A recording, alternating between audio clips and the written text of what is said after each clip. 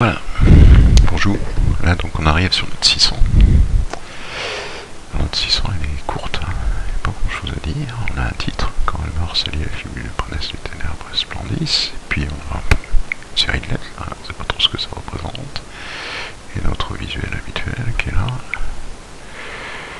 Bon, ce serait une main gauche qui tiendrait une clé, qui a priori sortirait de l'eau. Alors ça fait un peu circulaire, mais comme on ne sait jamais avec notre ami Becker, si c'est bon, on dirait qu'on a de l'eau, main gauche, une clé.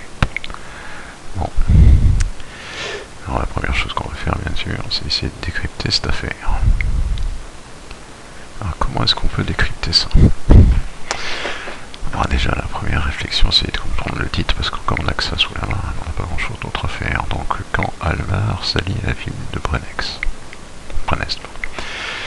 Bon, on se renseigne sur Alvar, là, et on apprend. Bon, après pas mal de recherches, et surtout en ayant regardé sur internet ce que les autres ont dit, que Alvar, c'est Lémur. Ok. Soit quand Lémur s'allie à la fibule de Prunesse, je tiens. Bon. Pareil, dans des recherches, on s'aperçoit que la fibule de Prunesse, c'est une fibule qui a été trouvée à l'Aix-Prunesse, qui est aujourd'hui Palestrina, tout près de Rome. Une fibule en or sur laquelle il y a une écriture qui correspondrait à la première écriture latine trouvée.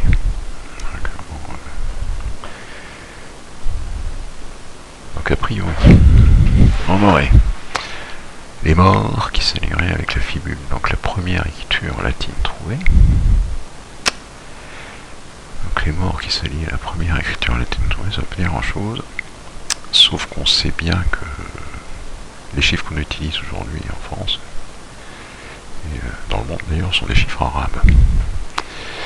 Donc le premier réflexe ce serait de dire, quand les chiffres s'allient aux lettres, on trouve quelque chose. Bon, voilà, ça semble évident que on va pas le garder comme ça, BDI, virgule J, point, BF, virgule F, déjà avec la virgule, on se doute que c'est peut-être bien des chiffres.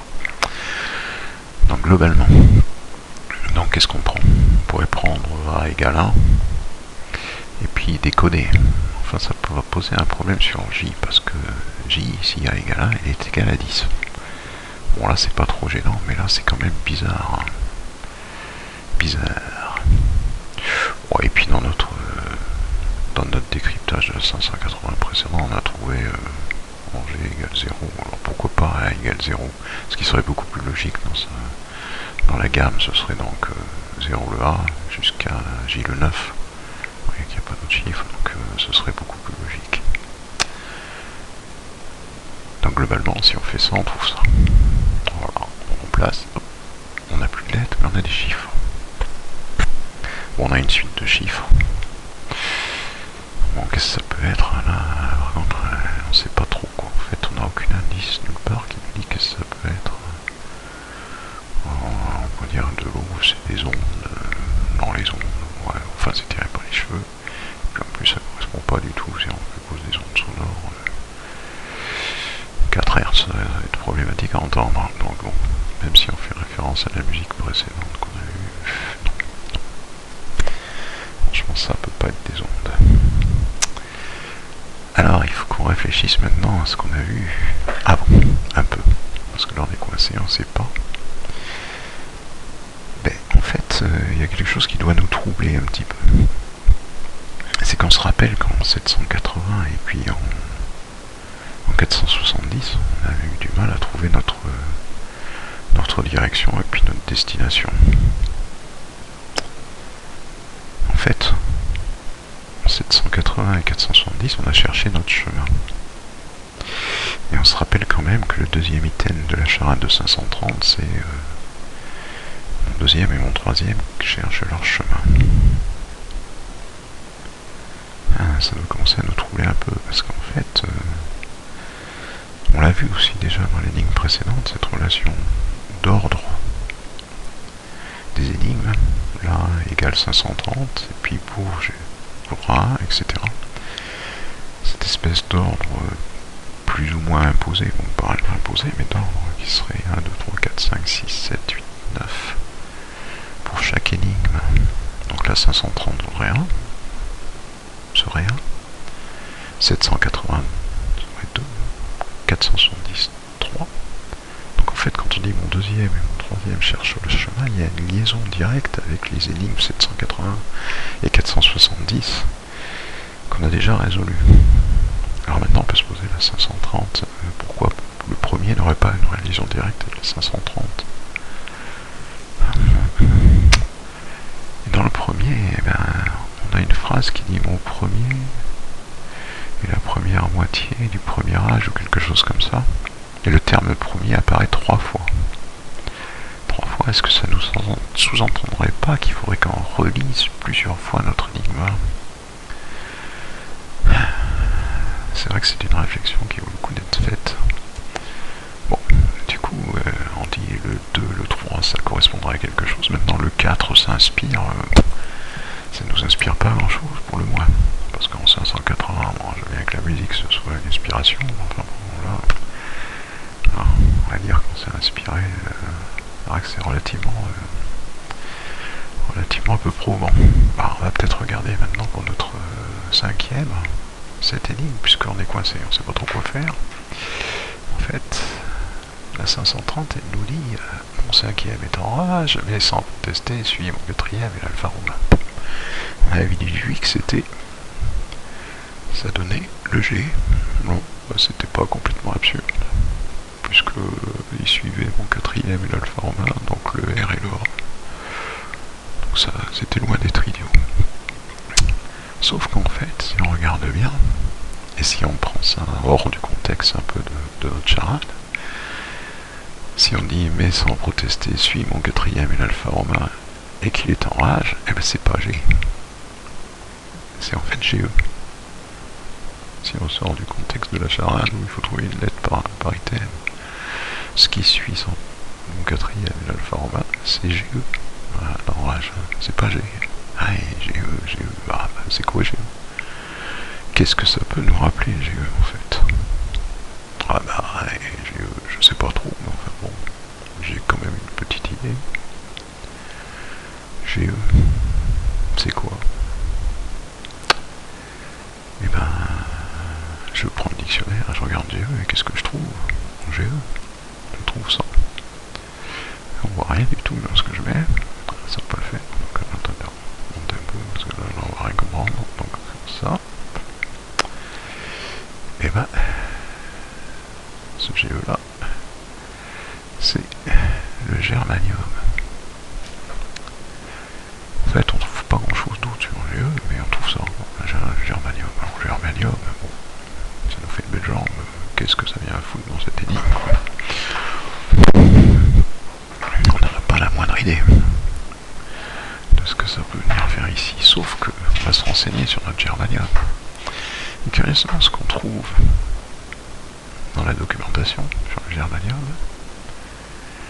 c'est que le germanium, ça a été découvert par un Allemand, ce qui lui a donné son nom d'ailleurs, germanium. Mais ça a aussi été prédit par quelqu'un d'autre, un certain Mendeleïev, qui a prédit des éléments à partir de sa table, son tableau périodique des éléments qui n'existaient pas, il a prédit leur existence. Et en l'occurrence, le germanium est un des 3 principaux qu'il a prédit, avec le scandium et le gallium, comme existant avant même qu'on l'ait découvert. Et là, ça devient intéressant, parce que si on dit ça, hop, on a une relation. GE, germanium, Mendeleïev, tableau périodique des éléments. Et là, ça va commencer à nous faire réfléchir, parce que tableau périodique des éléments, et on sait comment c'est foutu, on peut aller voir un peu comment il se comporte, ce tableau. Et effectivement, si on prend le tableau périodique des éléments, on s'aperçoit que pour chaque élément, il y a un numéro d'ordre dans le tableau, puis il y a aussi la masse atomique, en l'occurrence, de l'élément. Et si on regarde un peu plus près, on se dit ça, ça pourrait très bien être des masses atomiques. Et bien sûr, on a tout juste parce que effectivement, on est capable de retrouver les éléments qui correspondent à chacune de ces masses dans le tableau de Mendeleïev. Et ben, on va faire ça tout de suite. Et puis, qu'est-ce qu'on trouve? Bon, on sait bien, tout le monde sait, on va le mettre. Ça. Donc, chacun des éléments ici. Bon, là, Cl, E, F, avec le E. Alors, le petit problème, c'est qu'on a E ou S, l'Einsteinium. Ça a été un dilemme pendant X temps. Et particularité aussi, c'est qu'en fait, notre germanium, quand notre ami Mendeleïev l'a découvert, il ne l'a pas appelé germanium, lui il n'était pas allemand, donc il n'avait rien d'affiche, mais il lui a donné le nom par rapport à l'élément qui lui avait permis de le découvrir, parce qu'il rentrait dans le tableau périodique des éléments avant un autre élément qui était connu, le silicium. Et il avait une méthode pour nommer ces éléments prédits en mettant un préfixe qui lui permet de le localiser par rapport aux autres éléments qu'il connaissait. Donc il avait appelé EK silicium. EK indiquant 1. Donc EK silicium, ça lui faisait comprendre que c'était un rang 1 en dessous du silicium, en fait, dans le tableau périodique des éléments. Seulement, ça a une petite nuance, c'est qu'il n'avait donc pas appelé GE comme germanium, mais lui, il l'avait appelé ES, comme ce qu'on trouve aujourd'hui être l'Einsteinium. Alors, est-ce que Mass, lui, a choisi d'isoler ce ES par rapport au germanium, et donc a mis E pour l'Einsteinium?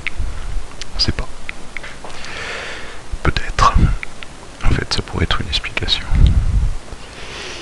Mais bref, donc, on trouve ça.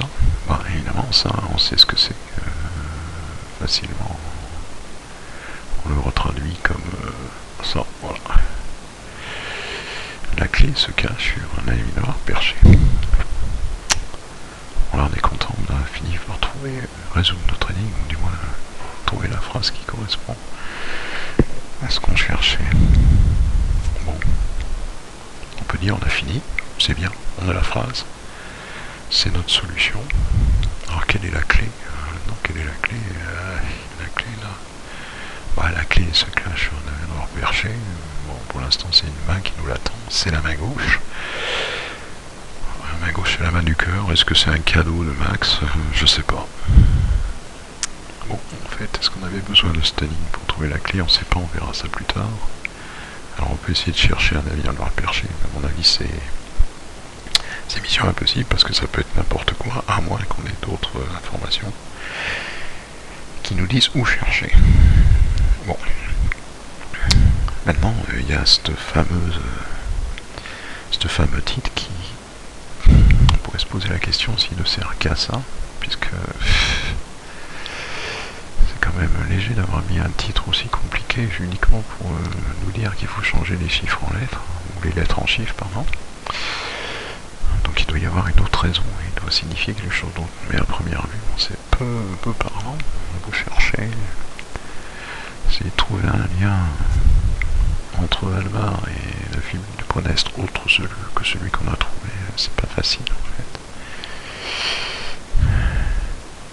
Et donc on reste un peu sur notre fin, quoi. Mais pour l'instant, perso, j'ai pas trouvé grand chose à ce niveau-là, à ce moment-là. Bon. Donc on peut aussi de recommencer de voir ça et puis de dire bon ben voilà.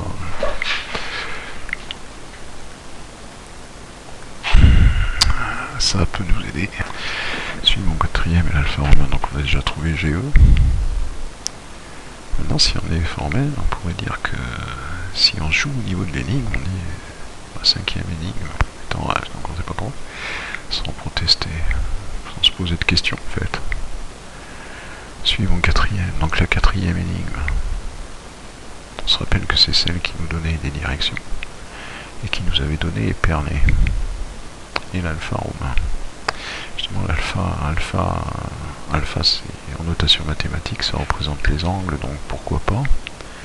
Pourquoi romain, on sait pas trop, c'était uniquement pour faire apparaître le A. On n'a pas vraiment d'idée particulière. Donc notre quatrième est l'alpha romain. Si on prend mon quatrième, c'était Épernay. La clé qu'on avait, voilà, si on veut une clé, bah c'est celle qui suit mon quatrième, donc ça va être la cinquième. Donc a priori ce serait pas Épernay mais Forbach, l'alpha romain représentant l'angle, donc on pourrait tracer un trait. Si on reprend notre carte qu'on avait tout à l'heure, notre 580, non, on n'est pas du tout au milieu, donc on voit rien, c'est pas sympa. Et puis il veut pas me le ramener, évidemment. Bon. Voilà. Donc, en 580, on avait le 4, le quatrième, qui était dirigé là. Ah bah, pourquoi on ne tairait pas bêtement notre trait finalement depuis Roncevaux vers Forbach. Bien sûr, en attendant, on le fait. Bon, on fait ça, puisqu'on ne s'est pas déplacé entre la 580, il n'y avait pas de déplacement a priori, en 600. Donc on est toujours à Roncevaux. Donc on avait notre trait vers Épernay, on a maintenant notre trait vers Forbach, puisqu'on suit en fait la direction, ce serait vers Forbach. Ok, c'est nul mon truc, ça c'est en déplacé, donc je suis pas au milieu, je suis pas centré. Donc voilà. Donc en fait on cherche, on va chercher, on fouille, on cherche sur la ligne, on se vaut Forbach, on trouve rien, bien sûr. La merde, on va percher, on peut trouver tout et n'importe quoi. Donc au bout d'un moment, on finit par abandonner. Sans protester, on passe à la suivante. Et donc on garde comme solution ça. La clé se trouve sur un arrière perché. Et à la limite, on prend comme clé le trait qu'on a tracé vers Forbach. Et puis basta, on passe à la suivante. Bon. Ce qu'on va faire. Donc on va passer à la 500 maintenant. Et éventuellement, si on a besoin, on reviendra essayer de compléter cette énigme plus tard, si on a d'autres données qui soient plus parlantes. Voilà.